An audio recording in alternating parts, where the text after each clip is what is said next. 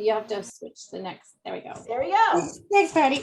Welcome everyone to today's webinar on diversity, equity, and inclusion and what this means inside the coaching exchange. My name is Stephanie Eastcott, and I'm the operations manager here at Coaching Out of the Box. We are very excited and honored to have the very skilled Patty join us today to present on this very important topic. We would love to learn where you are joining us from today. Please comment in the chat your location. Just before we get started, a couple of housekeeping items. I would like to draw your attention to the Q&A button. As questions come up for you during this session, please put them there and we will have time at the end for questions. Remember to post chat to everyone, not just panelists, so we can all see your comments and or questions. So before we get started, we're just gonna throw up a little poll here, and we would love to learn a little bit more about who you are and what brings you here today. We would love if you could complete our poll. Jeanette, could you throw that poll up? Thank you so much. We love to keep our webinars interactive. We'll be using the chat and the Q&A for engagement throughout the webinar. Today, we also have joining us Jeanette Dewey, our program advisor here at Coaching Out of the Box. Jeanette will be helping to monitor the chat and bring any questions up during the webinar. Do you want to pop on and say hi, Jeanette? Hi, everybody. I'm here to answer any questions during the chat, so it'll be me that you'll be chatting with. Afterwards, you can reach me at advisor at Coaching Out of the Box, and that's about the diversity program that's coming up in October, or any fast track to ICF credential questions as well. Thank you so much, Jeanette.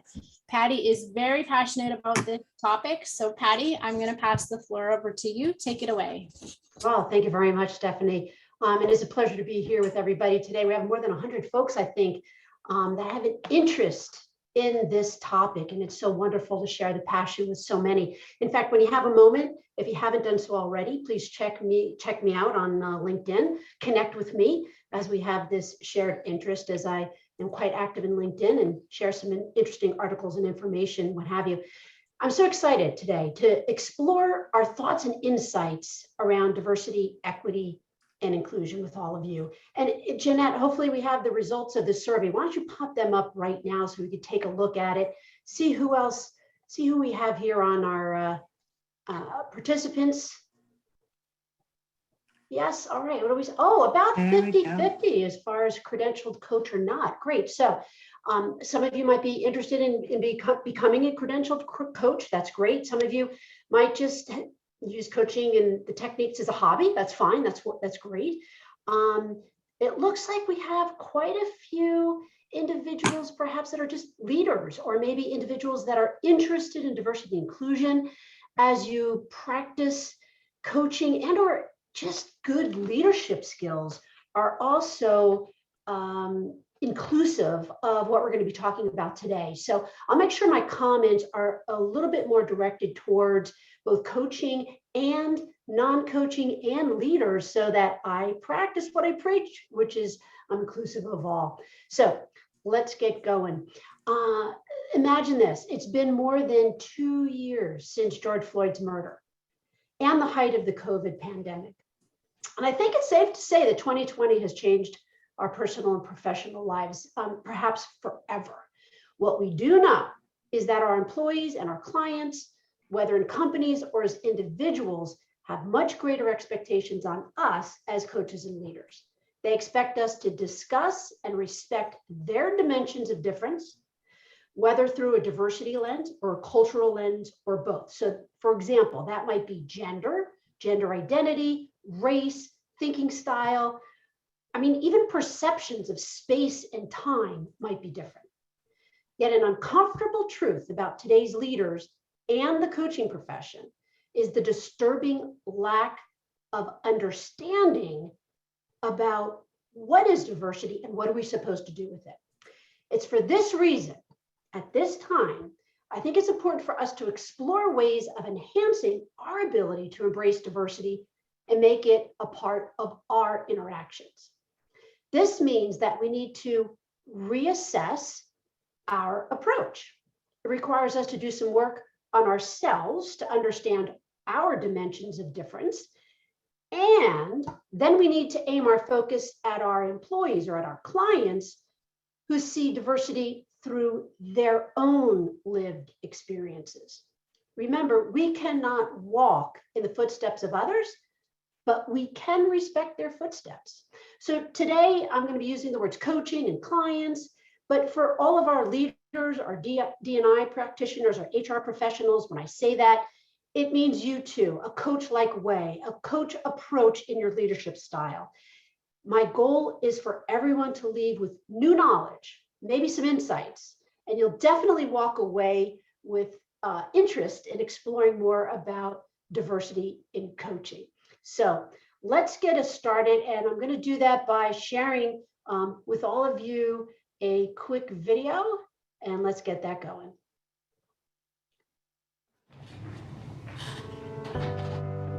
It's easy to put people in boxes. There's us, and there's them. The high earners, and those just getting by. Those we trust, and those we try to avoid.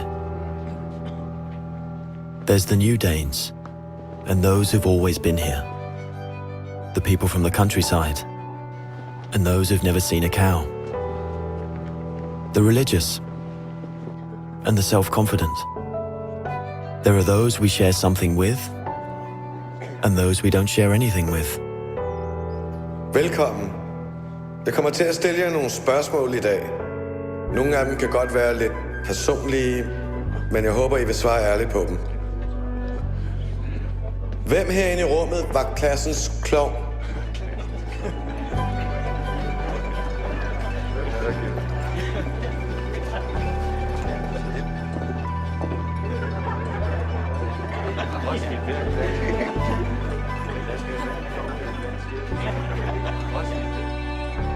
Hvem er bonusforældre?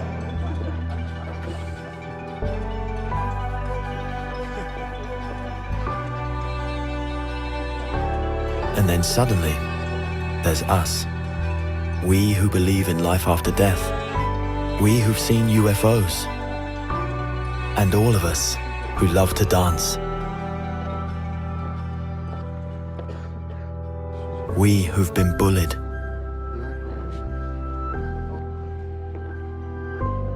And we who've bullied others.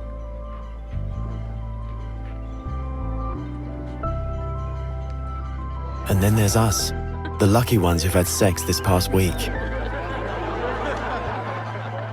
We who are broken-hearted. We who are madly in love. We who feel lonely.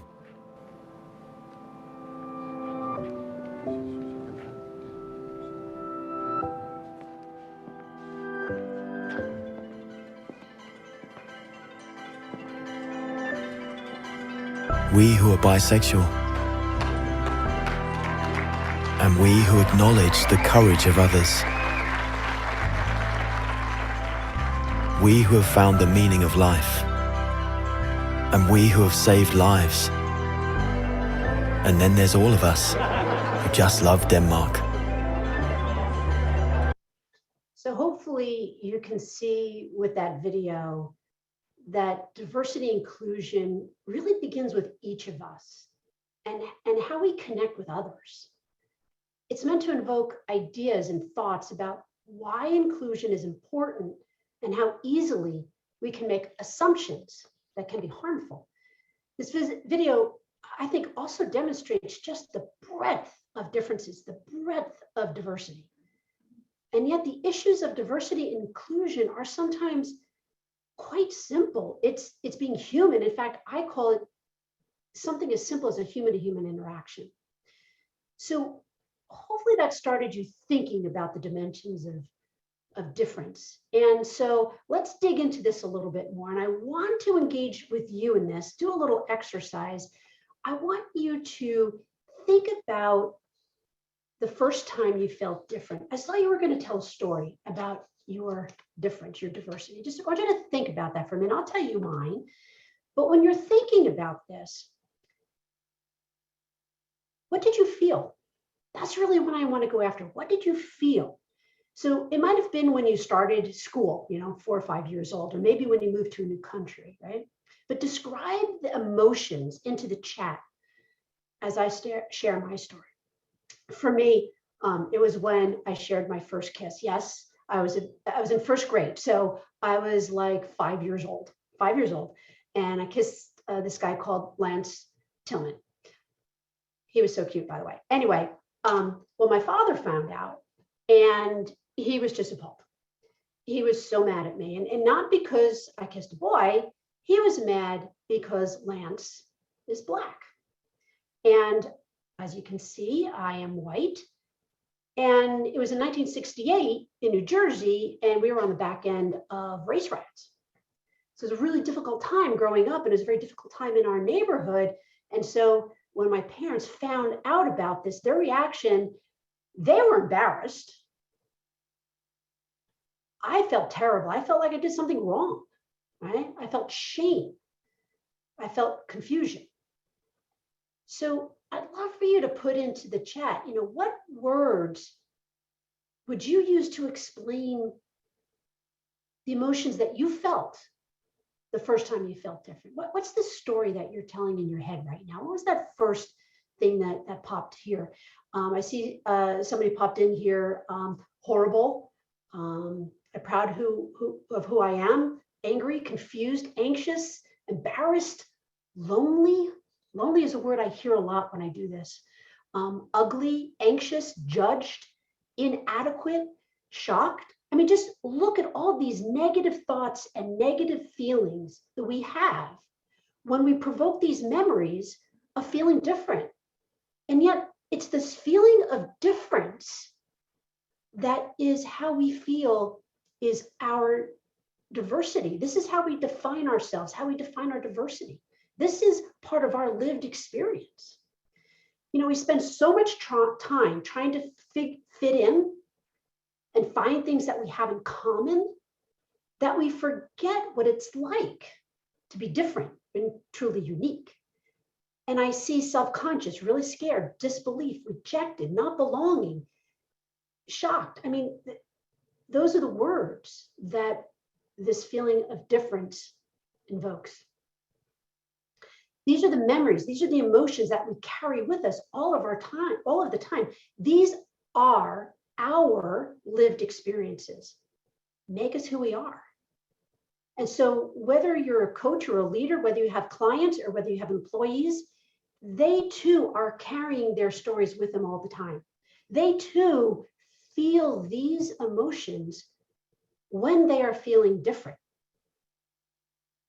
So let's take a couple of minutes. Thank you very much, by the way, for putting in your words there. I want to take a couple of minutes and then talk about then what are the dimensions of difference? What are the dimensions of difference? In my model here, which is based on the research by Loden, Rosner, Garden, Schwartz, and Rowe, I represent 3 layers of difference. So in the middle there, you have your primary or biological layer. That's the green part. That's the way you were born. It's kind of like your DNA.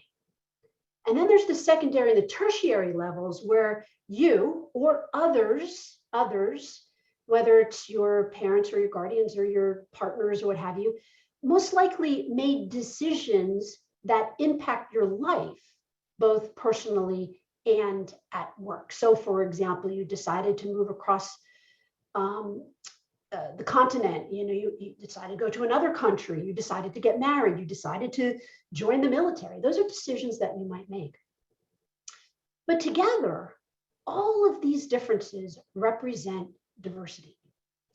Depending on where you are in the world, diversity may be discussed or not discussed in different ways. I acknowledge that right up front. But the point here is to embrace people's lived experiences, to acknowledge that we all have a multitude of differences, of backgrounds, of experiences, of stories that we can tell. And if we were to build a safe space and we were to connect with others and create a trusting relationship, these are some of the stories. These are some of the differences that have shaped our beliefs that we can begin to explore and tell stories about. Nearly All individuals experience multiple dimensions, by the way. I call it convergent because it could be 2, 3, 4, 5, 6. Others call it intersectionality, the intersection of 1 or 2 or 3. We're all so different and sometimes similar.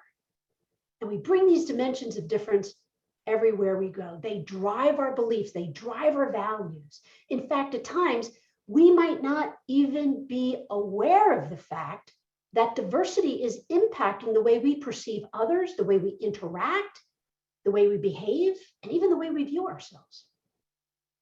And all of this can shape our perceptions, and they can also create barriers.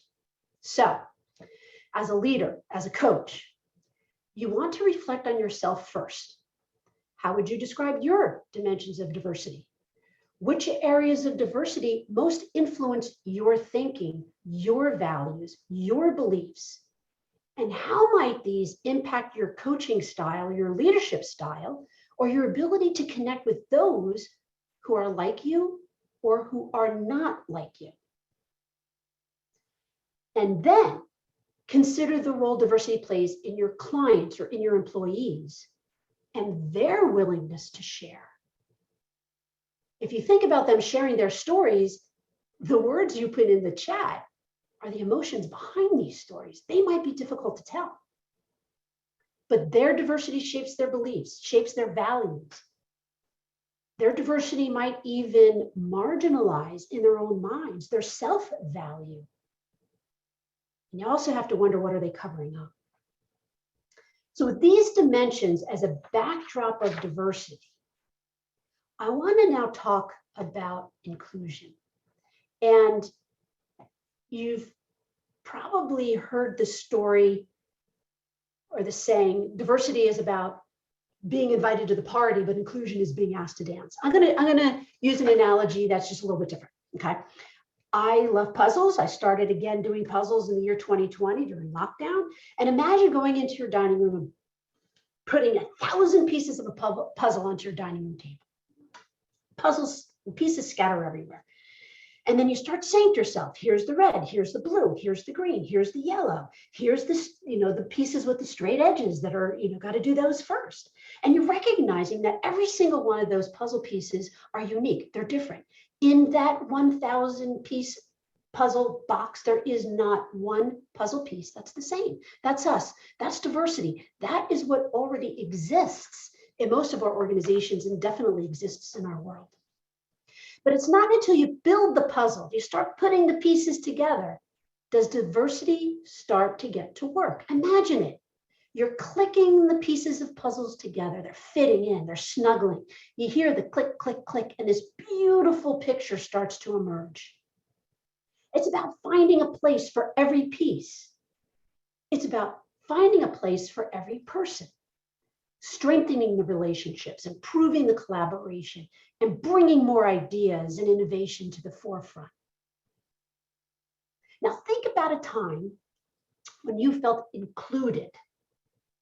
For me, I would probably say it was when I was recognized by leaders as having a good idea, sitting at the table and not only having the opportunity to use my voice, but having my voice being recognized, whether it as a woman or as a younger leader or what have you. That made me feel so proud. Go ahead and think about your story. And again, put your emotions, your feelings of what it is to feel that inclusion, the linking of the puzzle pieces together, the holding hands, being part of a team. What does that feel like? Go ahead and put it in your chat. Confident, brave. Thank you, Camille. That's wonderful. Empowering, connected, blessed. Oh, what empowered. Feel that, validated. Feel the emotion of these words. I'm now welcomed, right? Accepted.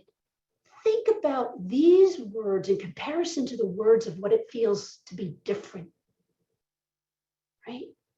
So think of this. Diversity, we know, feels lonely.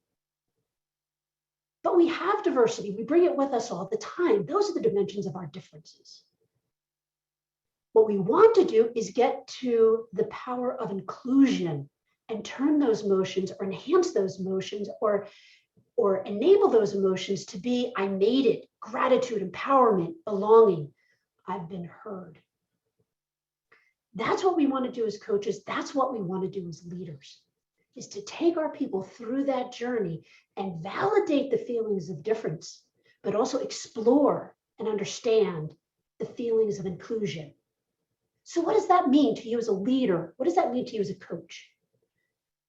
You have to reflect on whether your approach, your conversations, your questions, your demeanor embraces diversity and ensures inclusion for everyone. We know the differences between the emotions of both diversity and inclusion.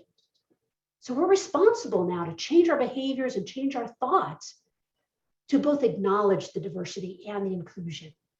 And I think you all agree with me that inclusion is definitely the emotion, the feeling, the behaviors that we'd rather have within our organizations as they drive innovation, creativity, they drive that belonging, that engagement that we all strive for.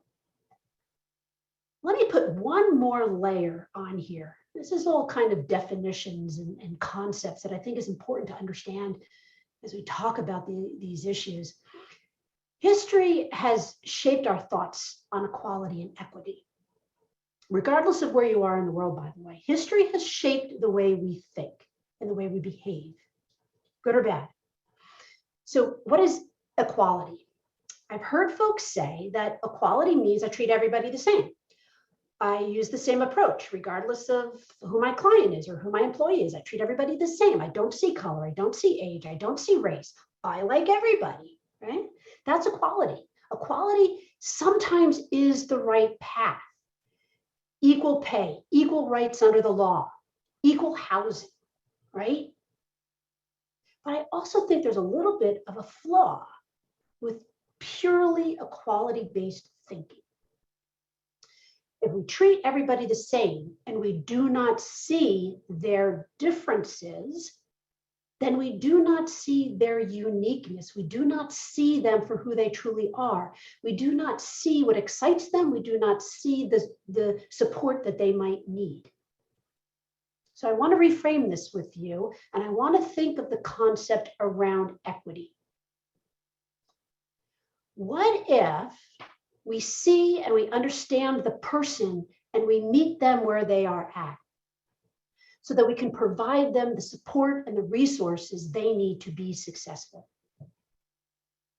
So instead of giving one box to each of my 3 people or asking the same questions to each of my 3 coaching clients, I instead look at my clients, I look at my employees, I look at my team members, and I say, there are different people that need different things in order to look over the fence in this example and watch the soccer game. Some people might not need a box in this case at all to see over the fence. Person in the middle, they need 2 boxes. They need that little extra help. And of course, the person on the right, they don't need a box at all. They need a ramp in order to get up close enough and high enough to the fence to see over and watch the soccer game. In this way, as a leader or as a coach, you're supporting their difference, you're acknowledging their difference, and working with them to see them in their context, to appreciate their lived experience, to explore their perspectives, asking yourself questions like, what do they need? What should I bring to assist them? For those of you who are leaders or coaches inside companies, you might have, for example, coaching programs or leadership development programs. And I want you to pause and reflect and ask yourself, does everybody have access? Does everybody have an equitable and fair chance to participate in those initiatives? Does the decision-making process unintentionally or intentionally ensure that marginalized and underrepresented people are included? For those who have your own coaching practice, does your outreach and marketing specifically include marginalized and underrepresented people? Are you including words, language, images, and examples that would attract them to have you as a coach? Do they feel as though they can enter in a coaching engagement with you? So let me just pause there for a second. And I just laid a lot on everybody. And I just want to pause, make sure there's not any questions out there. Thank you again for participating in the what is diversity feeling like and what is engagement feeling like. But Stephanie, any questions, anything come up for you? Yes, Patty, could you share a little bit more about why coaching in general benefits leaders, people managers, HR, and DEI professionals? Oh yeah, good question. I know we have a little bit of a mix of that here today. So if your coaches, I'm going to give you a thumbs up right away. If you're a wannabe coach, please do it. If you're a leader who wants to incorporate coaching concepts and coaching practices into your leadership style, highly recommended. And this is the reason why. I think most of you probably know the quote, give a person a fish, they eat for a day or a meal, but if you teach a person to fish, they eat for a lifetime, right? I love that because that's what it's about. You have that opportunity to not only enable the individual to come up with their own ideas or their own concepts and express their own thoughts through their perspectives, but you also have that opportunity then to build confidence, to enhance their creativity, to fortify and deepen the relationship that you might have with them, demonstrate the trust that you have in the individual that you're talking with or coaching. And it just overall, those things will then drive productivity. And by the way, it also drives retention. I mean, if you're giving your employees a voice and you're engaging in conversation, I think it's really important for them to see that you don't have all the answers, or maybe what you're really saying to them is you value their answer and their perspective even more. And so you're both put into a really wonderful learning situation. By the way, especially these days when retention and the war for talent is I believe at an all-time high. Jeanette, I see you popped on. What's going on? Hi. Hey. I've got a question in the chat about leaders that maybe don't have that belief in coaches yet, how to get them to sign into that thought process. Yeah, I love that question. I mean, what's been successful for me when I was in corporate America, both in the learning and development, human resources and diversity field, but also working with leaders, is to engage yourself in coaching-like practices and coaching-like behaviors and demonstrate it. Demonstrate it to your employees, demonstrate it to your leaders. And when your employees have that positive interaction, share it. Ask them to share it, or take that story yourself and bring it to your leaders and explain how that is enhancing the relationship, how that is enhancing the culture of the organization and fostering greater trust. Greater trust is at the foundation of every organization that has high engagement, high productivity. And so it's just another technique and another way to go about doing that. But I always say, walk the talk. Walk the talk, show them, demonstrate it. So I'll take one more question here. Patty, I have another question. Yeah. As leaders and coaches, we're told not to talk about race and age.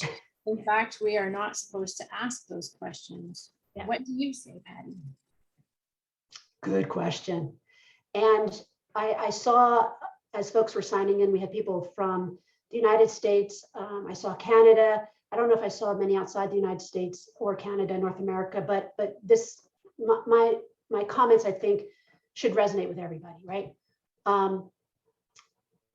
I think, first of all, in any interaction, you have to demonstrate that you always have positive intent, right? I'm not trying to get you in trouble. I'm not trying to get me in trouble. I'm not trying to say, caught you doing something bad or caught you being wrong.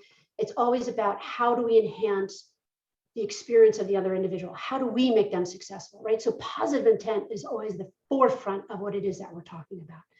Second of all, I think there's just good, bad, and just plain ugly questions. And maybe the ugly questions are the illegal questions, right? So I'm going to give you a couple of examples here, right? So ugly. What an ugly question, an illegal question might be, for example, is, hey, are you pregnant? Because if you're pregnant, I'm not going to hire you. Oh, do you have kids? Well, you know what? That means you're not going to work that hard. And if you're a single mom and you have kids, you're not working that hard, then I'm not going to pay you that much. right? That's flat out using an individual's difference and making a decision that is against them, okay? Ugly, you can call it illegal, you can call it a lot of different things, right? Here's bad, right? Good, bad, ugly, bad. Did you answer the question that way because you're a baby boomer? Right? Implying that the individual's age might be the reason for their answer. But you said it in a way like, is that why you did that? That's not positive intent, right? So that's just bad.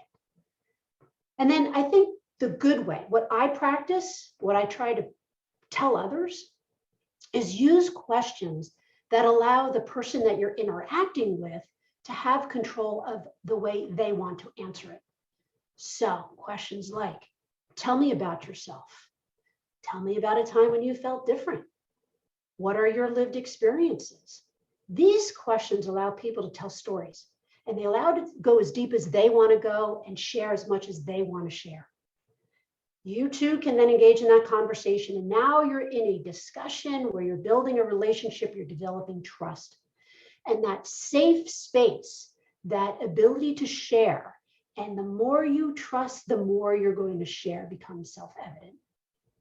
So I'm going to give you a couple of examples of how I do that in a coaching exchange. In fact, that question, Stephanie queued us up very nicely kind of for my next slide here. I want to give some examples because this is really important. And again, whether you're a coach or whether you're a leader, think of what I'm saying through the lens that you're practicing every day, right? So as we're engaging in interaction, as we're asking questions, what's more important is the other person's lived experiences, their context of what they want to share and how they've lived their lives. For me, about 98% of my clients are marginalized individuals. So I work with women, I work with minorities, people with disabilities, Indigenous peoples, LGBT, veterans, etc. So as a coach, it's important for me to know who they are, right? Just as if I were their leader. So I invest time. I spend probably a disproportionate amount of time, a good hour to hour and a half up front, getting to know the individual. Some people call that the fit, or the intake.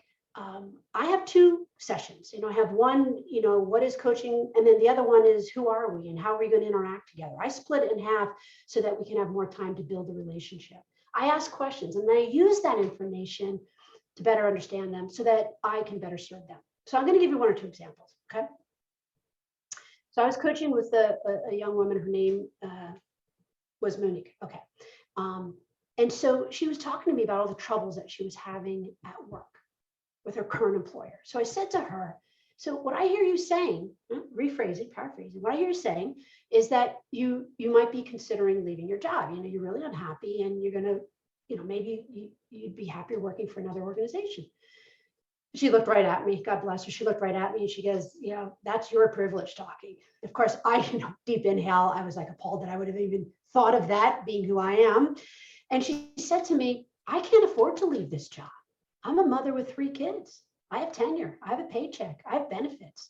I got to support my family. I can't risk leaving this company.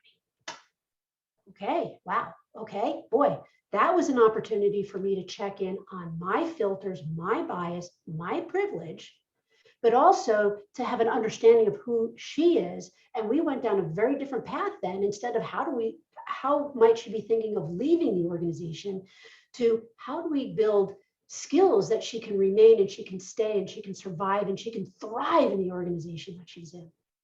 So that's just an example of how diversity and inclusion might show up. Real quick story, I had another individual that I was talking with, and they were talking about feelings of isolation.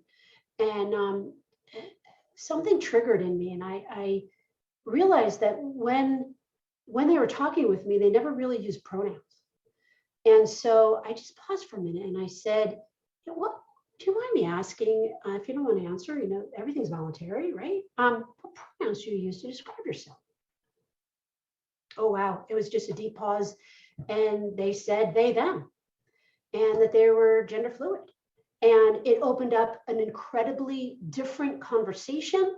We began talking much more about the impact of gender identity in making friends, And all of a sudden, they became so upset. And I think what they realized was losing friends or being afraid to build relationships is very much a part of how you identify, and who you are, and what is your gender identity, and who you interacting with, and are you out at work, right? So it took us into this totally different conversation because I had the courage, they had the courage to go down a very, very different path. But we as leaders and coaches have to be prepared for that, and we have to create the foundation. We have to foster the environment for those conversations to take place. You just can't simply jump into it. People often say to me, can you demo diversity in coaching live? And I'm like, well, not really, because if I don't know the person, if I haven't built a relationship, if I don't have trust, if we haven't laid the foundation, it's very hard for me to go to these very personal places. I said, but through examples, hopefully we can demonstrate and share how that is. We don't have a lot of time today to dig into bias. This is something that we do in the 8-week program. We dig into each one of these areas we've touched on in a lot of detail, almost an hour in each one of them. We do a lot of coaching practice, but it's in a very safe and secure environment. And so, let me just transition here to one more technique. And this again is a technique that we do in the program. I think it's very helpful to share this with all of you. Hopefully it'll resonate with you. When you incorporate diversity and inclusion into our coaching practice or into your leadership interactions, we're always taught to bring good questions, right? What is holding you back? What is your beliefs around this? What are your values? How do you feel about this, right? Whatever it is that you might be talking about. But I believe we have a responsibility. I think we have the opportunity to take good questions and turn them into great questions. And so a good question here on the screen might be, what is holding you back? A great question and a more specific question to the person is one that incorporates their diversity and their unique experiences. So a good question, what's holding you back? A great question becomes, how is being, and by the way, insert what makes sense. How is being a woman? How is being a single mom? How is being an Indigenous people? How is being born outside the US, working in the US? How is being in the lower tier of an organization? You can insert anything into that and finish the sentence with holding you back. And you've now demonstrated to your client, you've demonstrated to your employee that you're willing to go to a deeper place. You're willing to get deep below the iceberg and swim underwater and figure out what is really at heart of some of the issues. And I guarantee you, it will open up the conversation into new areas. You'll be talking about different things. Now, again, this isn't, on your first conversation. This isn't, with the new hire that you're meeting for the first time. This is after you've built a good relationship. You know the individual and you feel comfortable asking these types of questions. I sometimes say to folks, I'm going to challenge you here and I'm going to ask a personal question. And again, if you don't want to answer it, that's okay. But we have to reframe our questions so that we can really begin to demonstrate to our individuals that we understand diversity, we understand our own diversity, that we want to coach through the lens of diversity. And in that way, it can be incredibly more powerful. I see you. I see the whole you. And I'm willing to have these conversations. I mean, without it, I always talk about it as without asking questions and having discussions through the lens of diversity, it's like trying to parallel park a car with one eye. Don't do it if you're in the middle of traffic, right? But try to parallel park and back up with one eye closed. The dimensions are off. You're just not seeing the whole picture. And that's what we need to do, I believe, as coaches and as leaders. The way I say it, and this is kind of me starting to wrap up. So I do want to make sure we have plenty of time for questions. And I do also have one more video to share with you. But to wrap it up, I think as coaches and as leaders, it's harder to open up. It's harder when you're pushing somebody, but you don't have the words, when you're trying to get somebody engaged in a conversation with you, but but you just don't feel courageous enough in asking the questions that might be a little bit on the personal side, right? I think we need to coach, and I think we need to lead through the lens of diversity. So when coaching through the lens of diversity, that means we have to empower ourselves. We have to be courageous. We have to have that positive intent. And we need to empower the client. We need to empower our employees so that we can have these deeper conversations. So I think the coach approach is, who is this individual? And how do I meet them where they are? In this context of a deep relationship with trust. As a coach, as a leader, think of it as you have to be sure. You have to be sure, confident. And the sure then stands for, I see the person, all of their dimensions of difference. And where they're talking, I'm not just listening. I'm not just listening actively. I'm actually hearing them. I'm leaning in. And I hear not only what they're saying, but I hear what's behind what they're saying. I'm looking at the emotion. And in this way, I can build deeper understanding of who they are and how I can be in better service of them. And the way I'm in service to them is to be respectful, to have that positive intent, and to have the courage to go and ask those difficult, more deeper questions so that we can explore what their dimensions of difference are and the impacts that they may be having as they're continuing their journey forward in life. So I talk a lot about courage. I talk a lot about curiosity, because that's where we need to stand as coaches and leaders, and not just show up with all the answers, not show up with a pat set of questions. Our questions and our interactions need to be derived based upon who we are interacting with and how we see them. Again, this does not take place in a day, in one conversation, in your first coaching session. This is built on trust through many conversations. And it might look differently to who the individual is and where you may be coaching or where you may be a leader around the world. But again, it's about understanding the individual in a much larger context, their lived experience, not just the context or the content of the scenario that they're saying or sharing with you. Somebody generally asks me, does that mean that I have to be an ally? Yes, I would like you to be an ally.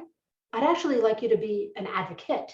I'd like you to take an allyship and take it up one level and be an advocate for your employee, for your client. So before we get into some Q&A, I do have one other video that I want to run here because it inspires me. I listen to it often. I share it often. Salesforce put this together. Some of you might know this organization, great culture. I have a couple of clients that work there. They love it there, by the way, unpaid advertisement. But I just think it lifts up and it explains to us the many voices that are out there and how we can connect with those voices, how we can connect to those individuals in a very positive way. At a very young age, we learn to make a distinction between you and me. Simple, right? But what if somehow? What if somehow? I could see the world from your perspective. And you could see it from mine. Think for a second. I know all your hopes and dreams. E tudo que te incomoda. और आपको भी वो पता चले मेरे बारे में. You know what it's like to have a daughter who struggles with, is she black enough? Is she white enough? You would know what it's like to not have enough confidence to express your ideas. You'd know what it would be like for people to take your culture and turn it into a theme party.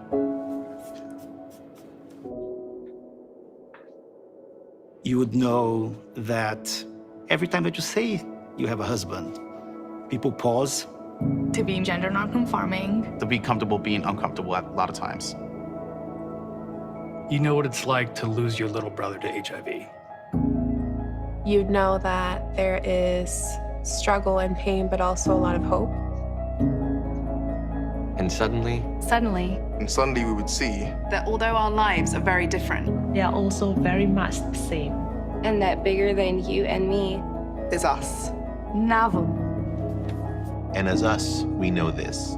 You don't have to look like us, Worship like us. live like us, Or love like us. to stand with us. of course, you'll always be you. And I'll always be me. But there's nothing stopping us. There's nothing stopping us. There's nothing stopping us. There's nothing stopping us from becoming us. Ngote. Needs it to be. Kami. Nosotros. Woman, Nos. We're stronger as us. We're stronger as allies.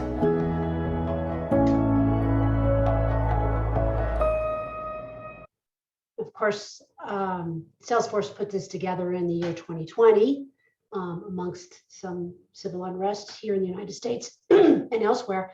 But I just love that. I love the way it begins and talks about no one knows what it's like to be us, right? And they fill in their varieties of difference.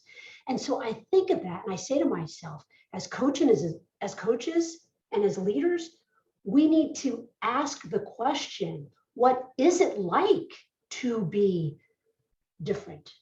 And we need to fill in what that difference might be, or ask our client to fill in and explain what that difference is. So what I'd like to do now is I'd just like everybody to pause for 10 seconds. 10 seconds is a long time, by the way. I'd like you to pause for 10 seconds. Tap into the natural curiosity that you have. Think about the thoughts that you've had during this last 45 minutes together.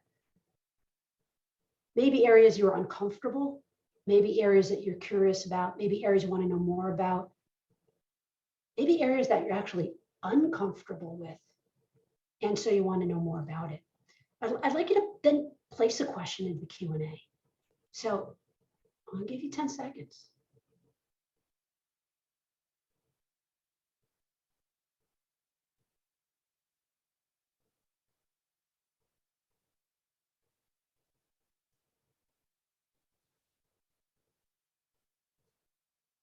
All right. So go ahead and put your questions in there. I see that Amy has put a question in there. Thank you, Amy.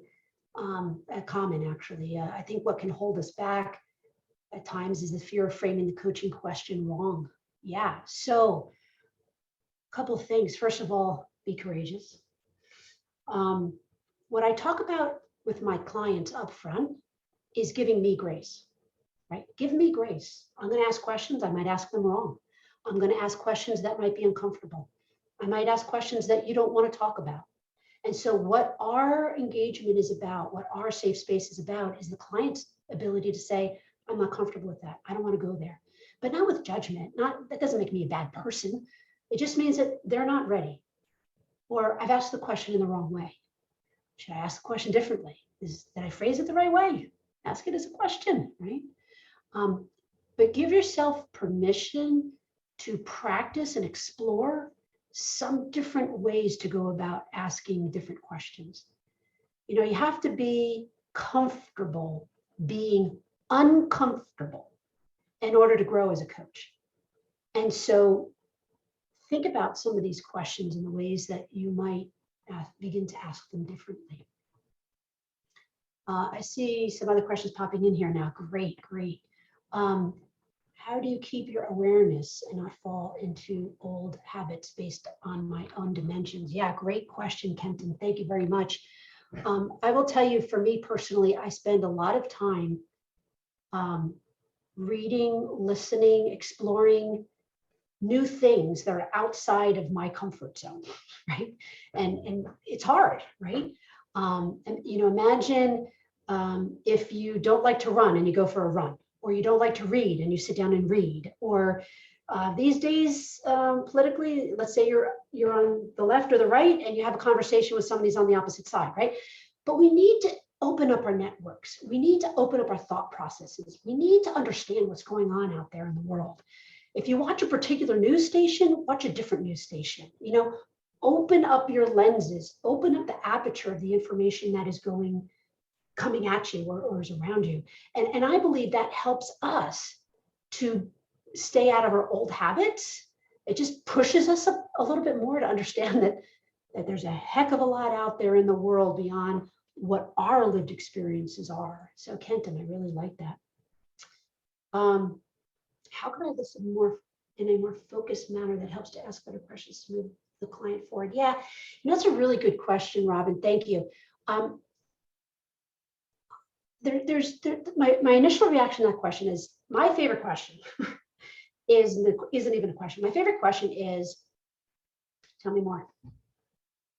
Tell me more. So, for example, if you were to tell me your story of feeling different, I would say, tell me more. Yeah, who else was there? Wow.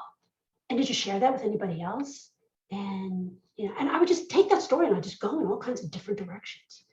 And in that question, tell me more, there is another question. So the question might not be in the first statement or the first question. It might be in the second question or the third question or the fourth comment or the fifth comment that the individual is making. But when I'm listening to individual, I'm always listening for, how can I come at it differently? How can I help reframe or reshape their thinking? Because people think in one way. I believe, this is my personal belief as a coach, that our goal is to disrupt the current thinking so that they have the opportunity to think differently about the same situation. Right? So hopefully that helps you a little bit, Robin. I see a lot of questions here. Jeanette, Stephanie, I'm going to pause for just a second on two things. One, on time, and if there's any questions that you guys see that I should definitely hit as we're talking here. What I'm seeing there, Patty, is a lot about some concern about being sure that people are asking the questions in a respectful manner. And again, I think going back to a little bit about what you touched on being sure that they're being courageous and asking those questions and still being respectful. Yeah, positive intent, being courageous, being curious, having grace, and asking it in a truly, I want to know more about you as an individual. I stand in a judgment-free zone. I'm trying to put my biases to the side. I have moved personally from seeing diversity to understanding inclusion. If you embrace many of the concepts and you work at that, and again, it's about practice, it's about truly understanding and studying these areas, I do think you can become comfortable asking questions in a more respectful way. And it might even be just the way you phrase the question. It's uncomfortable. For example, this is going to be a tough question to ask. I'm not even sure how to ask it, but I think it's important. I'm curious. Stephanie, how does having pink hair shape the way you view the world or the way others view you? That might be the question. And if you have that trust and that respect in your relationship as a client and a coach, I think it'll be okay. Give it a try. Give it a try. If it doesn't feel right, at least you've tried. I'm just reading this Deanna here statement about stories of feeling different are not all about experiences of marginalization. I've learned about ways I am different from my parents, my grandparents. Those are stories of pride, resilience, and connection. Absolutely. And that is a really important point, Deanna, because often when I ask about the feelings or the emotions of feeling different, along with words like isolation and afraid and embarrassment, et cetera, I sometimes get one or two people that pop up and say, yeah, but I'm proud of this, or I worked through it, or I was able to overcome it. Absolutely, absolutely. What I give you to think about in that context is it takes the journey of knowingness. It takes the journey of understanding and reflection to go from a place of I am different to the place of I'm going to use my difference in a positive way. That takes energy, that takes reflection, that takes coaching, that takes study. But thank you for pointing that out. That's very, very important. And those are some of the journeys again that we go through in the class that I teach. I'm going to quickly go to that now because I'm getting the look from my team here. If you would like to become certified as a diversity coach and actually get the badge, right? And learn more about how to embrace diversity in your coach approach, we go deep. We go really deep in all of the elements that we talked about today and even more. We practice, we talk about the need for resilience and courage. And we share a lot of stories within the class about whether it's working or not. So we talk about something, we go off and we practice, we come back, how'd it go? Did it work? Did it not work? How did your client respond? What have you? It's an 8-week program. And it does include, as I said, a lot of workshop as well. And you walk out not only with a badge, but you also walk out with 12 CCEs and a lot of friends. I'll tell you that. You walk out with new friends that you can continue to grow and network with. So with that, I think I'm going to turn it over to you, Stephanie and Jeanette, so we can close it out. Thank you so much, Patty. And I just wanted to mention that we will be sending out the slide deck after the webinar with the recording. And if there was any questions that weren't answered during the class, please reach out to us. We'd be more than happy to answer the questions if you feel that your question wasn't addressed. Thank you again, Patty. You've done an amazing job. We really appreciate your insights and your expertise on this subject. We hope that everyone is able to bring a wider lens for inclusion in your coaching exchanges. Just a little bit about us, Coaching Out of the Box. This is an overview of who our students are and who uses Coaching Out of the Box. As you can see, we're all over the world, working with over 33,000 people from over 38 countries in various industries and job roles. We have something for everyone. If you could go to the next slide, please. And here's our upcoming programs. They aren't in date order, I don't think. It basically goes by our next fast track program that's starting, and our diversity course starts October 4th with a couple more dates coming February and in May for 2023. Jeanette is also here online. If there's any questions, you can schedule a call with her there. You can reach out to her at advisor@coachingoutofthebox.com. And again, I just want to take a moment to thank Patty for your insights on this important topic, and also to thank Jeanette for providing me with support today. And we can go to the next slide. And I think Jeanette wants to pop on for a few seconds after, but I just want to leave you with one thought before I pass the floor over to Jeanette. And I just want to invite you to take a moment to reflect on our webinar, what you learned today, and maybe journal those thoughts if you like to journal. So thank you again, everyone. And Jeanette, I'll pass the floor over to you. Thank you. I just wanted to say, Patty, I loved that. I mean, we read about diversity, we talk about it, but I love that. And I heard a lot, just looking down at my notes, I scribbled down safe, I don't know, like a dozen times, and trusting relationship and courage. And there's such key points for us as coaches. So I just love that, in meeting them where they were, that graphic with the 3 people watching the soccer game. Yeah. Thank you so much for that extra awareness. That was amazing. Yeah, absolutely. And by the way, these same principles and these same concepts can be applied to your family, to your relationships at home, in your community, in your schools. Diversity and inclusion is everywhere. And so I just give to all of you to be mindful, to have a pure heart, an open mind, and go forward and practice, see how it goes. My contact information is available through Coaching Out of the Box, as well as if you again look at the very beginning of the presentation. I hope some of you choose to join me on this journey and register for the class. I'd really love to have you and hear more from all of you as participants, and be well. Thanks, Patty. We'll stop the recording here, but obviously we'll stay on for another maybe 5 minutes or so if anybody has any